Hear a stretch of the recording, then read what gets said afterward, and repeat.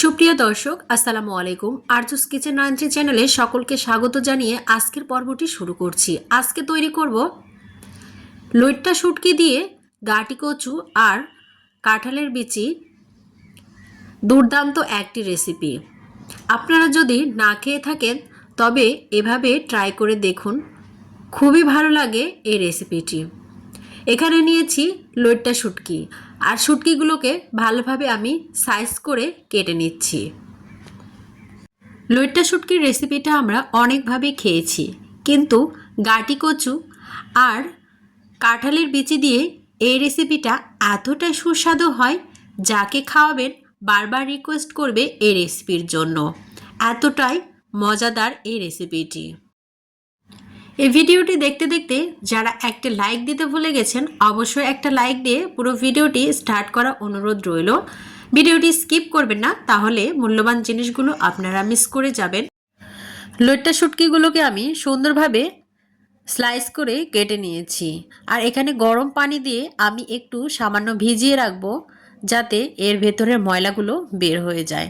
ভালোভাবে আবারও নর্মাল পানি দিয়ে আমি ধুয়ে পরিষ্কার করে নিয়ে ফিরে আসছি।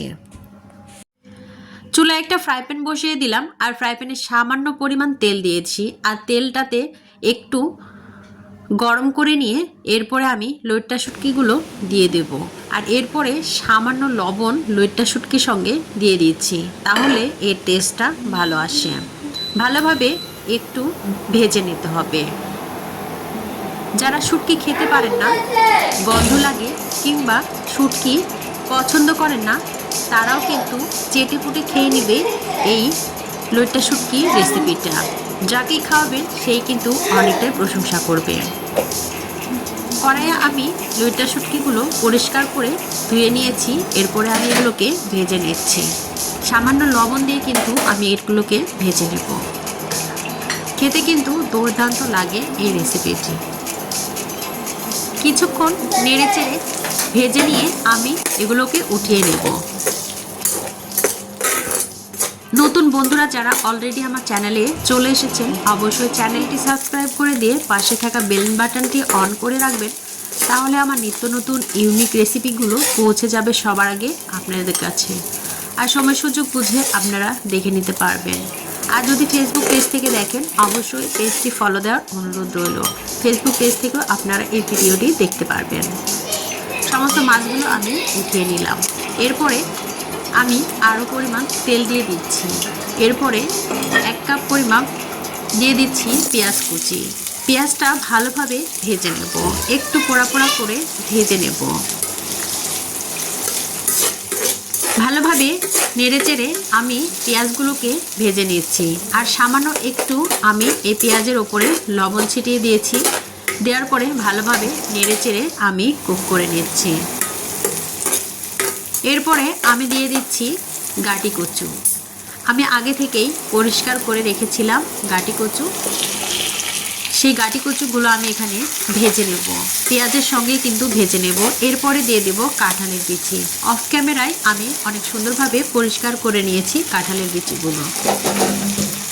ভালোভাবে নেড়েচেড়ে একদম ভেজে নিতে হবে। ভালোভাবে ভেজে নিয়ে আমি এগুলোতে মশলা দিয়ে দেব।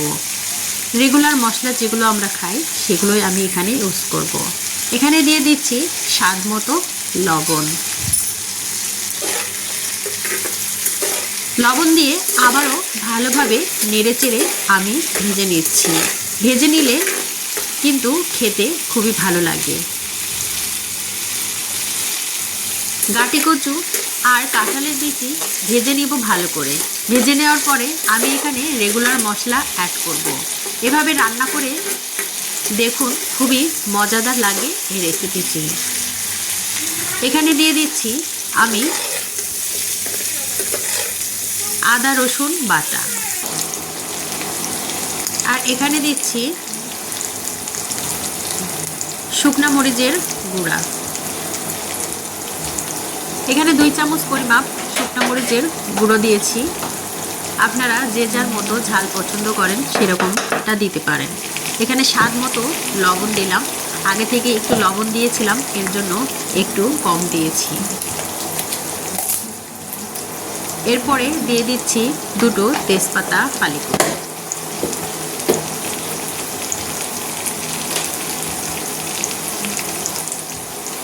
এখানে দিয়ে দিচ্ছি 1 চামচ পরিমাপ হলদি পাউডার। সমস্ত রেগুলার মশলা আমার এখানে অ্যাড করে নেওয়া হয়ে গিয়েছে। আমি এগুলোকে ভালোভাবে কষিয়ে নেব। সমস্ত উপকরণগুলোকে আমি ভালোভাবে কষিয়ে নেড়ে চেড়ে একটু পানি অ্যাড করে দেব। একটু সময় নিয়ে ভালোভাবে কষিয়ে নিচ্ছি। আর এখানে আমি মাছ অ্যাড করে দেব, যে লইট্টা শুটকি আমি ভেজে রেখেছিলাম। এখানে আমি অ্যাড করে দিয়ে ভালোভাবে সমস্ত মশলা আর গাটি কচুগুলো কষিয়ে নেব। এভাবে রান্না করলে কিন্তু খুবই স্বাদ লাগে। একবার হলেও বাসায় ট্রাই করবেন, ভালোভাবে কষিয়ে নেওয়া হয়ে গিয়েছে। সামান্য আমি পানি অ্যাড করছি। পানি অ্যাড করে একটু নাড়াচাড়া করে আমি আবারও ঢাকনা দিয়ে ঢেকে আবারও আমি পানিটা শুকিয়ে নিয়ে একটু নেড়েচেড়ে কষিয়ে নেব। 2 বার কষিয়ে নিয়ে আমি কিন্তু এখানে পানিটা দিয়ে রান্না করে নেব। এখন ঢাকনা দিয়ে ঢেকে দিচ্ছি। এরপরে পানিটা শুকিয়ে গিয়েছে, আমি উঠিয়ে ভালোভাবে আবারও নেড়েচেড়ে কষিয়ে নিচ্ছি। দেখুন কালারটা কতটা সুন্দর এসেছে এবং খেতেও কিন্তু মাশাআল্লাহ অনেক ভালো ছিল।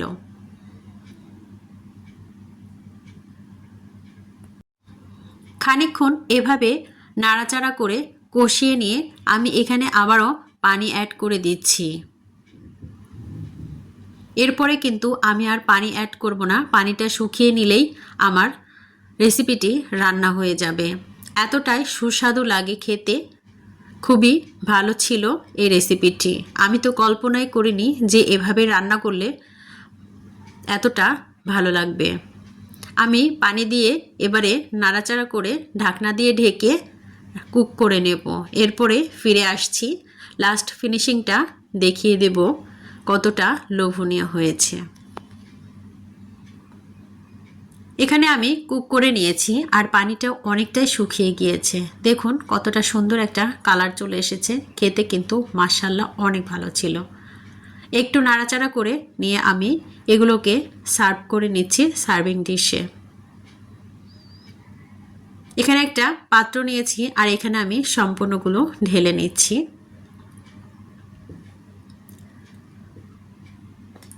বেশি আমি ঝোল রাখি নাই, খুবই অল্প পরিমাণে রেখেছি। আর দেখুন কতটা সুন্দর হয়েছে, অনেকটাই ভালো ছিল এই লইট্টা শুটকির রেসিপিটি। এভাবে রান্না করলে কিন্তু কথা দিচ্ছি খুবই ভালো লাগবে খেতে। কেমন লাগলো আমার এই রেসিপিটি অবশ্যই কমেন্টে জানাতে ভুলবেন না। সকলে ভালো থাকবেন, সুস্থ থাকবেন। সকলের সুস্বাস্থ্য কামনা করে এখানে বিদায় নিচ্ছি। আবারও দেখা হবে নেক্সট কোনো রেসিপির মাধ্যমে। সে পর্যন্ত সকলে ভালো থাকবেন। আল্লাহ হাফেজ।